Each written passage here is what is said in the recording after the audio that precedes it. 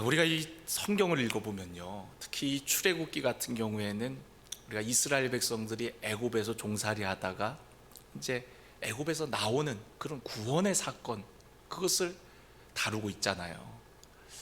저는 예전에 출애굽기를 읽으면서 출애굽기는 그런 하나님의 구원의 역사를 우리에게 말씀해주는 책이구나 라고 생각을 했어요.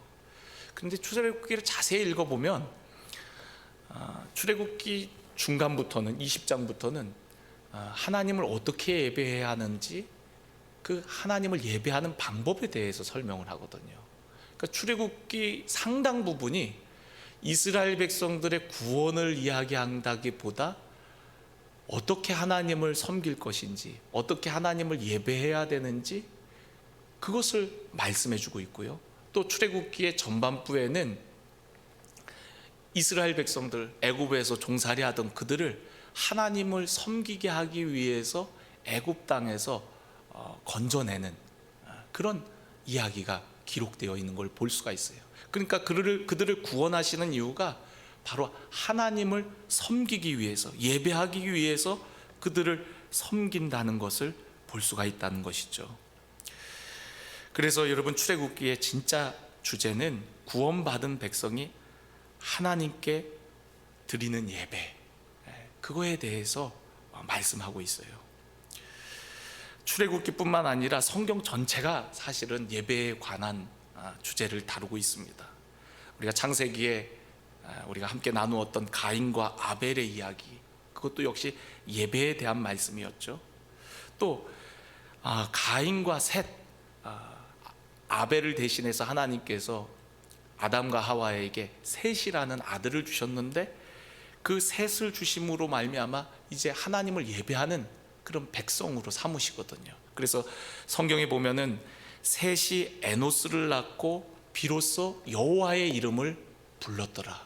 그 여호와의 이름을 불렀다는 것이 바로 하나님을 예배했다는 것을 의미하거든요. 가인은 하나님을 예배하지 않았지만 셋은 이제 셋을 통해서 하나님을 예배하는 그런 백성을 세워나가시는 하나님의 역사를 볼 수가 있고요. 또 우리가 창세기 12장에 보면 갈대아 우르에 있는 그 아브라함을 하나님을 예배하도록, 하나님을 섬기게 하기 위해서 그를 불러내지 않습니까? 그래서 본토 친척 아비집을 떠나 내가 내게 지시할 땅, 약속의 땅, 가나안 땅으로 가서 그로 하여금 하나님을 섬기는 백성이 되게 하십니다. 그래서 그가 가나안 땅에 도착하자마자 단을 쌓고 하나님의 이름을 부르지 않습니까? 그게 바로 예배입니다. 하나님을 예배하는 그런 아브라함을 부르신 거죠. 또한 아브라함의 자손 중에 에서와 야곱, 에서는 이방 여인과 결혼해서 아버지 어머니의 마음에 근심이 돼요. 그러나 야곱은 형의 낯을 피해서 도망가는 와중에도 광야에서 베델이라는 곳에서 돌베개 베고 자다가 하나님을 경험합니다. 그리고 내가 하나님을 섬기겠노라고, 평생 동안 하나님을 섬기겠노라고 결단하게 되어져요.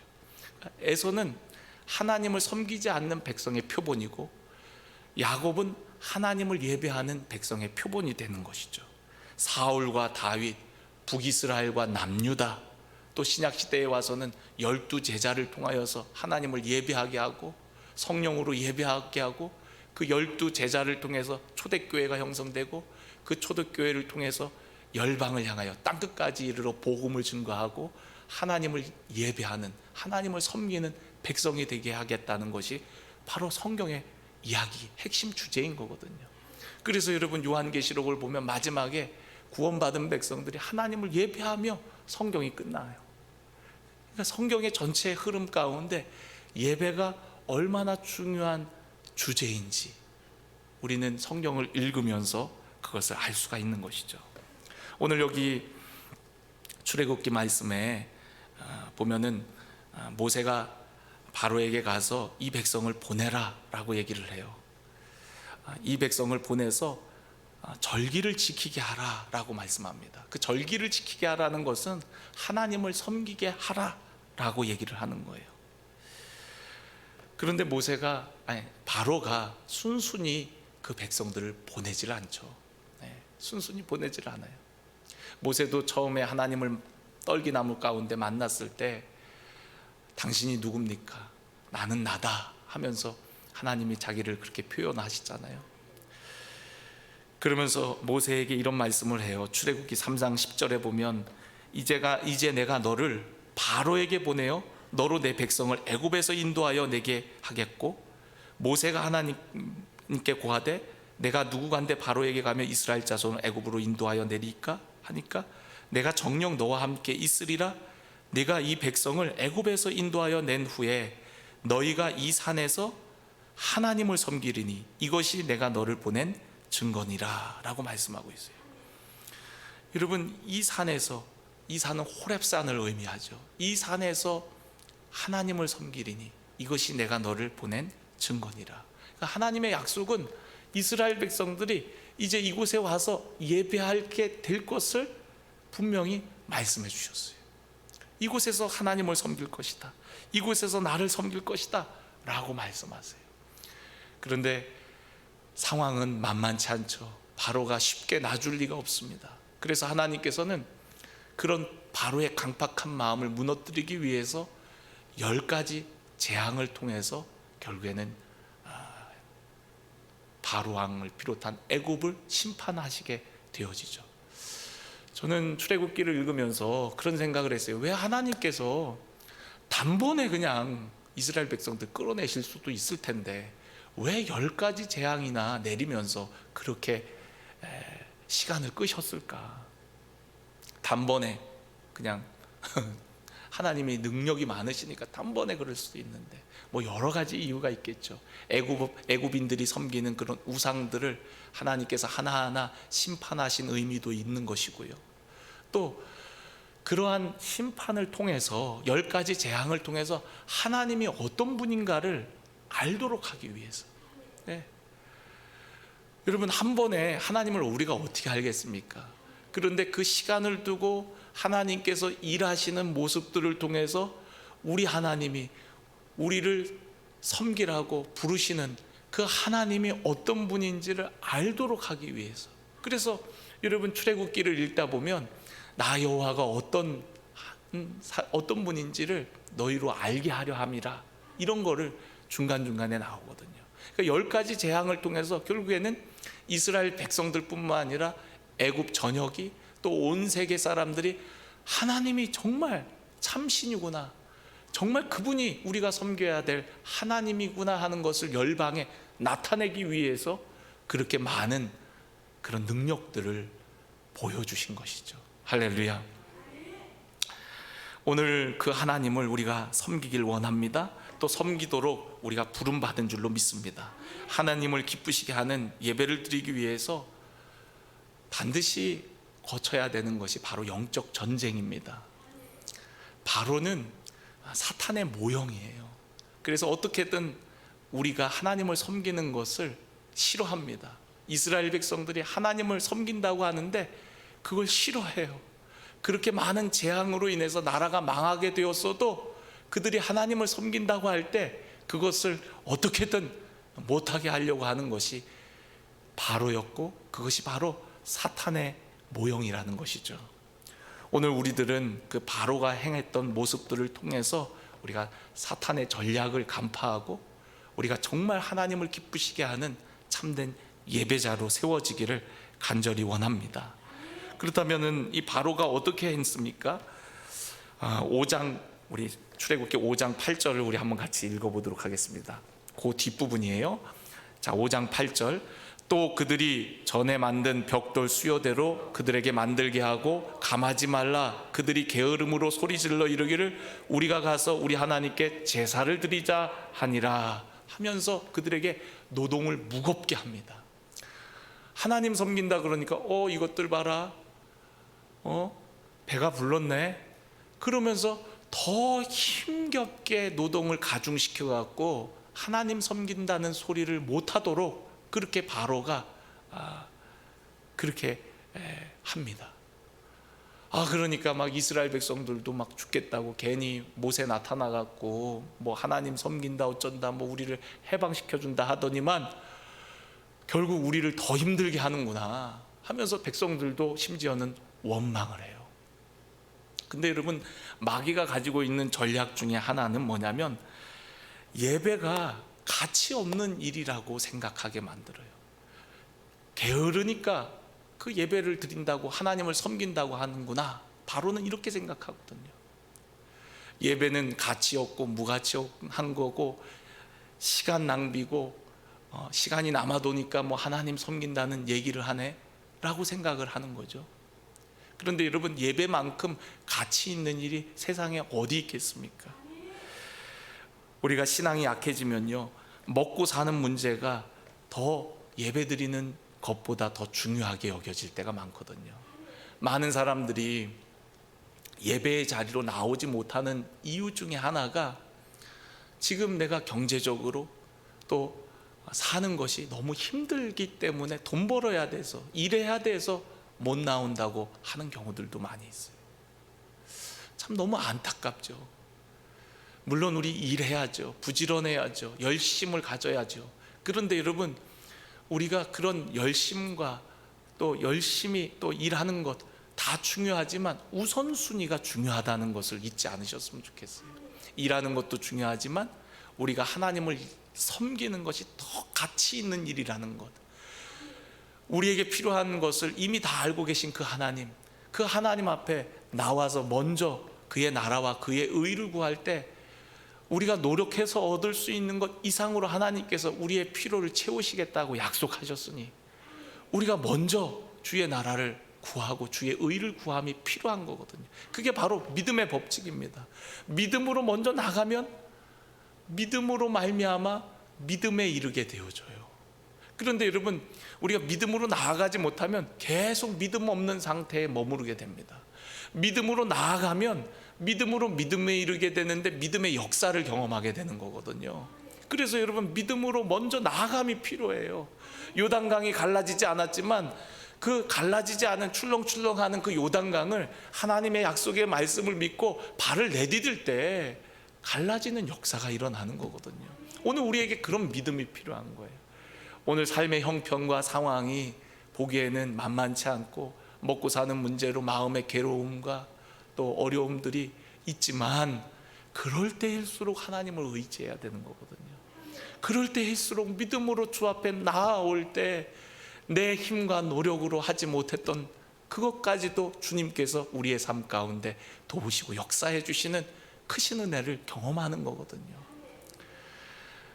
장사를 하거나 또 사업을 하는 분들, 여러분 명심하십시오.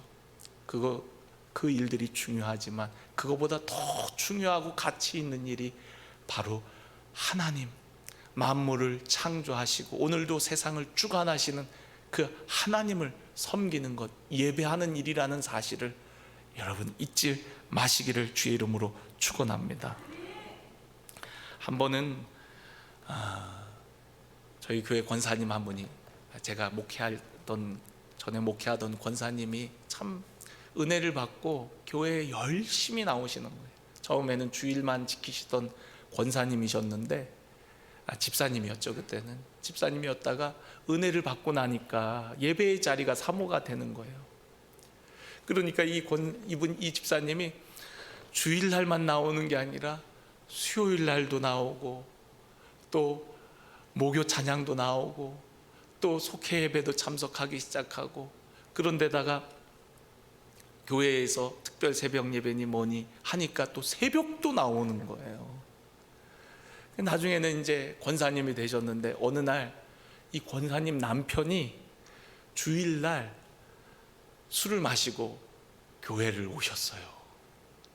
우리 예배 끝나고 이제 막 차 마시고 있는데 오셨어요. 오셔갖고는 목사님한테 물어보러 왔대, 따지러 왔대.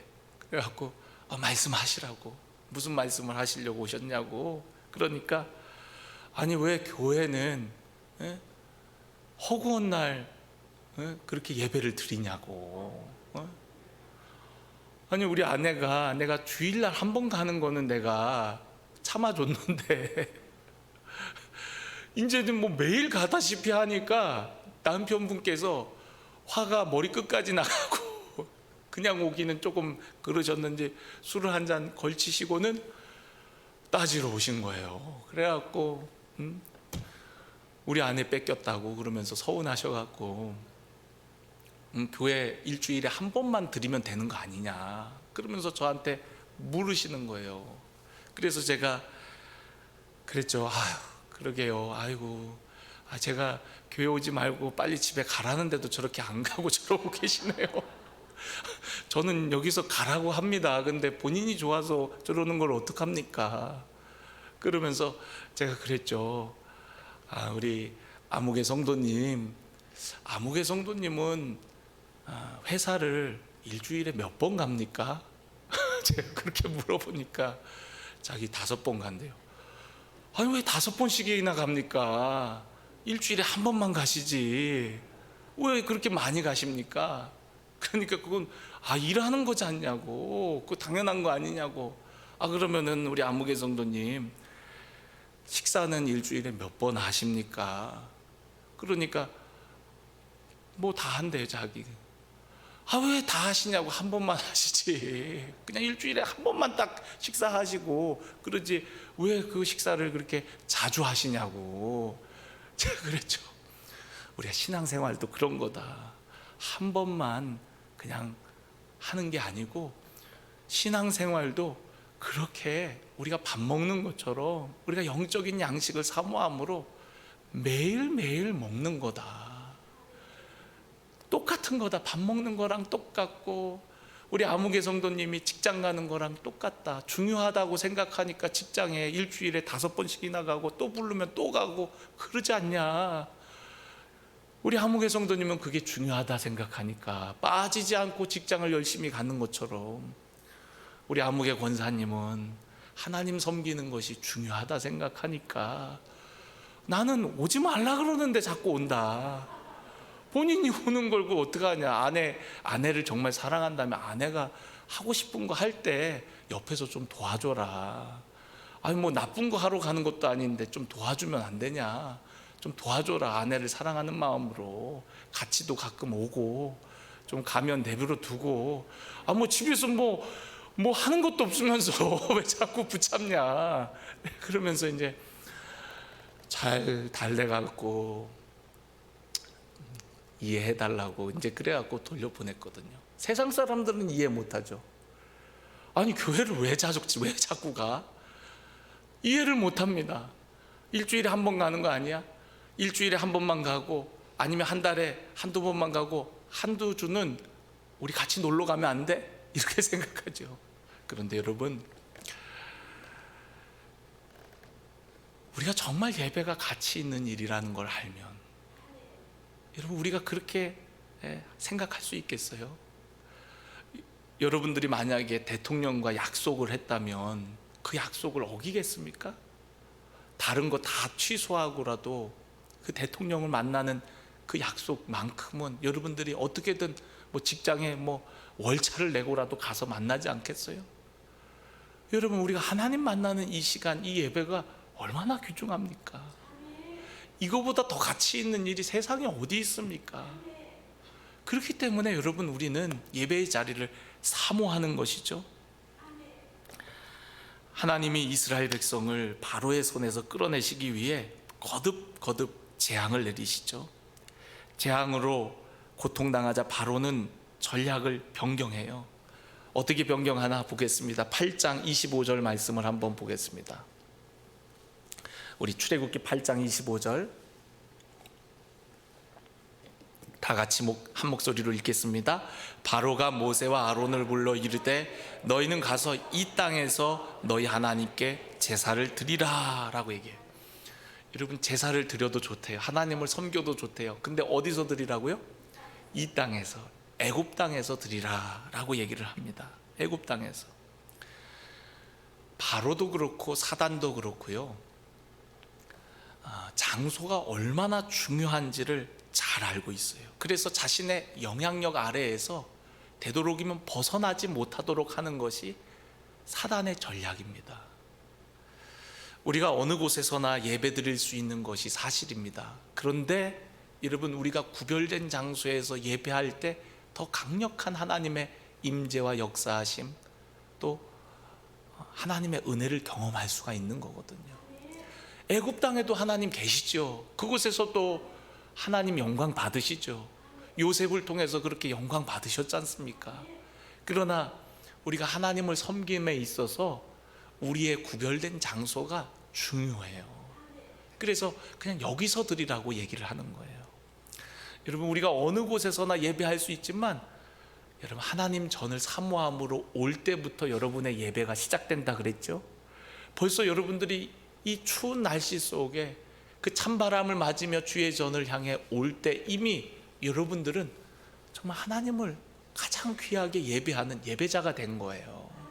그러나 여러분, 편안하게 귀찮은데 그냥 오늘은 핸드폰 열어갖고 그냥 예배 드릴까? 물론 그것도 귀해요. 너무 귀합니다. 그런데 여러분, 우리가 현장에 와서 드릴 때 더 하나님의 은혜를 경험하게 되고 공동체가 함께 드릴 때에 그곳에 또 강력한 성령의 역사가 임하게 되는 거거든요. 120문도가 함께 기도에 전념할 때 그곳에 성령의 역사가 있었던 것처럼 여러분, 마치 우리는 장작불과 같아요. 따로따로 때려터 놓으면 물론 어느 곳에서나 우리가 예배할 수 있지만 강력하지가 않은 겁니다. 함께 모일 때 성냥개비 같았는데 함께 모여서 성령의 불이 임하니까 그냥 세상을 뒤집는 그런 공동체가 되는 것입니다. 그래서 여러분, 우리가 장소가 중요해요. 여러분, 이 장소, 우리 교회 이 예배당을 귀하게 여기시는 우리 사랑하는 성도 여러분들 되시길 바랍니다. 사모함으로 나오세요. 저는 우리 교회에 더 많은 분들이 늘 24시간 이곳에서 기도하기를 간절히 원합니다. 여러분, 기도하세요. 늘 오셔서 이 성전에 기도의 소리로 가득 채우세요.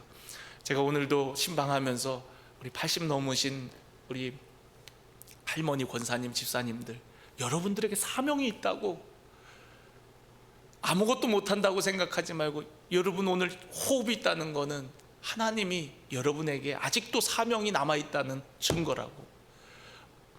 모세 오빠도 80세에 부름 받았다고. 그러니까 늦지 않았다. 우리도 하나님 주신 사명 감당해야 된다. 이제 83세, 85세밖에 안 됐으니 모세도 120세까지 그렇게 쓰임 받았는데 그런 마음으로 부르짖어 기도하시라고. 위축되지 말고 우리 할머니, 집사님, 권사님들 다 힘있게 우리 기도하자고 그렇게 말씀드렸어요. 여러분, 그렇습니다. 여러분, 주의 전에 오셔서 기도하세요. 다리가 아프면 여러분, 아픈 다리 붙들고 와서 기도하시면서 하나님, 내 다리 강건케 해달라고 기도하시고요. 또 여러 가지 이유들로 교회에 오는 것이 힘겹더라도 그래도 또 발걸음을 옮겨서 주의 전에 오셔서 함께 기도하고 함께 예배하는 우리 모두가 되어지길 간절히 원합니다. 또 사단의 전략이 어떻게 또 이야기를 하냐면요, 바로는요, 이 땅에서 드리라고 하니까 안 된다고 하니까 그러면 멀리 가지 말고 드리라고 얘기를 해요. 28절 한번 읽어볼까요? 8장 28절. 바로가 이르되 내가 너희를 보내리니 너희가 너희 하나님 여호와께 광야에서 제사를 드릴 것이나 너무 멀리 가지는 말라. 그런즉 너희는 나를 위하여 간구하라. 와, 바로가 심지어는 나를 위해 기도해달라고 얘기까지 해요. 그런데 멀리 가지는 말아라 얘기를 합니다. 오늘날 우리가 신앙생활 할 때에도 교회 다니는 건 좋은데 너무 깊이 빠지지 마라고 얘기해요. 어떤 분들은 부흥회만 하면 안 나타나는 분들이 있어요. 은혜 받고 나도 저렇게 되면 어떡하나 싶어갖고 두려워갖고 부흥회만 하면은 그냥 안 나타나고 요리조리 빠지는 분들이 계세요. 안 그래도 제가 우리 교회도 한번, 우리 교회 부흥회를 한번 했으면 좋겠갖고 제가 우리나라에 정말 귀한 강사님들 명단을 쫙 뽑아놓고 어떤 분을 모셔야 우리 교회에 좋을까 지금 제가 기도하고 또 기도하고 그러고 있거든요. 근데 이제 한 분은 제가 내년 3월에 이제 초청을 했어요. 그분이 요즘 우리나라 강사님들 중에 제일 바쁘신 분이어갖고 모시기가 어려울 것 같아갖고 지금 얘기해갖고 내년 제일 빠를 때가 언제냐 하니까 내년 3월 첫째 주라 그래갖고 우리 그 주에 하겠다. 그럼 그 주에 꼭 와달라고 그렇게 이제 부탁드린 분이 한 분 계시고요. 또 이제 미국에서 이제 목회를 너무 잘하시는 목사님인데 젊은 목사님이세요. 그분이 6월 마지막 주에 한국에 무슨 일정이 있어갖고 들어오신다는 제가 정보를 입수하고 그분께 이제 지금 그 카톡으로 부흥회를 부탁해놨는데 엄청 뜸들이네요. 엄청 뜸들이고 지금 한 달째 지금 제가 조르고 꼭 한번 오셔서 우리 성도들을 위해서 은혜 나눠 달라고 지금 제가 부탁드리고 있거든요. 제가 조금 우리 성도님들을 생각해서 좀 새로운 분, 또 정말 하나님께서 이 시대 가운데 쓰시는 그런 분을 모시려고 마음 같아서는 당장 2월 달이라도 그런 집회를 열고 싶은데 어쨌든 좋은 강사님이 준비되면 그 일정에 맞춰서 할 예정입니다. 근데 어쨌든 우리가 너무 깊이 빠지지 말라는 게 사단의 전략이죠.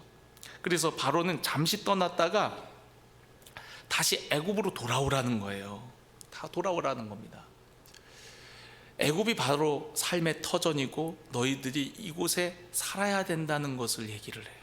그런데 여러분, 우리가 아브라함을 통해서 배운 것이 뭡니까? 본토 친척 아비집을 떠나면서부터 우리의 신앙이 시작되는 거거든요.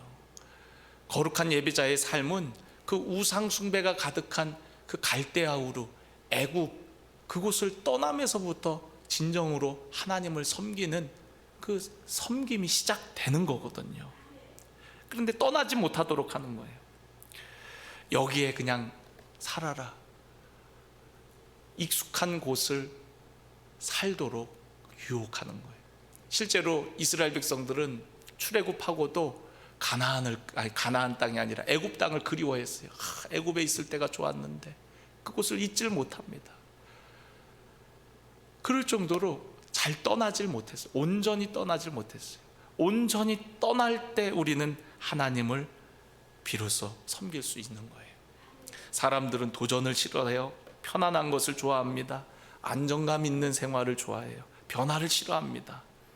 비록 종살이를 하더라도 익숙한 환경에 머물러 있기를 좋아합니다.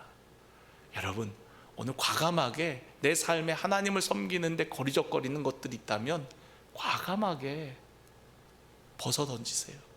그리고 정말 하나님을 온전히 섬기는 예배자가 되어지기를 간절히 원합니다. 여러분도 주님을 처음 만났을 때 그 첫사랑의 뜨거움을 가졌을 때는 내가 정말 하나님 위해 살리라라고 결단하고 그렇게 하나님을 예배하겠노라고 했던 순간들이 있지 않습니까? 그 첫사랑을 회복하시고 진정으로 하나님을 섬기는 저와 여러분이 되었으면 좋겠어요. 오늘도 몇 분 선교사님들이 다녀가셨는데 이제 그분들이 저를 잘 아는 분들이세요. 근데 어떻게 떠날 수가 있었냐고 저에게 묻더라고요. 그 비즈니스나 교회에서 했던 그런 사업들이 그렇게 잘 됐는데 그걸 두고 떠날 줄은 몰랐다고 그렇게 말씀을 하시더라고요. 그래서 제가 그랬죠. 아니, 사람을 뭘로 보고 내가 그런 거에 연연할 것 제가 그런 거에 제가 이렇게 사람이 뭐 그럴 것 같냐고. 주님이 말씀하시면 떠나라면 떠나는 거고 가라 하면 가고, 저는 주님의 종이니까 주님이 말씀하시는 대로 순종할 뿐이지 그거 잘 된다고 그거 붙들고 그게 또 내 사업도 아니고 하나님 일이었고 하나님이 그냥 시키시는 대로 하는 것 뿐이지 그거 연연해 갖고 제가 못 떠날 사람 같냐고. 제가 오히려 사람을 어떻게 보시고 그러시냐고 제가 그랬는데, 어쨌든 여러분, 우리가 하나님을 섬김에 있어서 거리적거리는 것들이 있다면 다 내려놓고 우리가 온전히 나아갈 수 있기를 주님의 이름으로 간절히 축원합니다. 마지막으로 여러분, 이 바로의 전략, 사단의 전략은요, 온전한 헌신보다는 부분적인 헌신을 하도록 합니다. 그래서 오늘 여기 10장 7절 우리 한번 같이 읽어볼까요? 10장 7절 거기에 보면은 10장 10절부터 읽겠습니다. 10장 10절 10절 같이 읽습니다. 바로가 그들에게 이르되 내가 너희와 너희의 어린 아이들을 보내면 여호와가 너희와 함께함과 같으리니 보라 그것이 너희에게는 나쁜 것이니라. 그렇게 하지 말고 너희 장정만 가서 여호와를 섬기라. 이것이 너희가 구하는 바니라. 이에 그들이 바로 앞에서 쫓겨나니라. 여러분, 장정만, 어른들만 가서 하나님을 섬기라는 거예요. 그런데 여러분, 우리가 다음 세대가 얼마나 중요합니까? 아이들이 얼마나 중요합니까? 아이들 빼고 어른들만 가갖고 하나님 섬기라는 거예요. 이렇게 부분적으로. 나중에는 그럼 아이들도 가도 좋다 그러는데 가축은 데리고 가지 마라 라고 얘기를 합니다. 그러니까 온전한 예배, 온전한 헌신을 가로막고 그럼 요 정도까지만 하면 어때? 이렇게 타협하게 만드는 거죠. 오늘 우리가 신앙생활 할 때에도 온전한 헌신보다는 요 정도만 하면 어떨까? 요 정도만 우리 교회 생활하면 어떨까? 신앙생활하면 어떨까? 나는 이 정도만 해도 잘하는 거야. 스스로 위안 삼으면서 신앙생활 할 때가 있단 말이죠. 근데 그건 하나님이 주시는 생각이 아닙니다. 오늘 우리가 하나님을 섬길 때 온전하게 나아가기를 원해요. 바로가 굉장히 끈질깁니다. 그러나 하나님도 그런 우리들을 포기하지 않고 계속해서 물러서지 않고 그들에게 말씀하시는 하나님. 여러분, 그 하나님이 바로 우리 하나님이십니다. 오늘도 우리와 함께 하시는 하나님, 우리를 구원하시고자, 우리를 거룩한 예배하는 백성으로 삼으시고자 우리를 지금까지도 함께 하시고 이끌어 주시는 그 하나님, 그 하나님을 잘 섬겨 나가는 저와 여러분이 되기를 간절히 원합니다. 우리가 한 사람을 전도할 때에 정말 많은 시간이 필요한 것 같아요.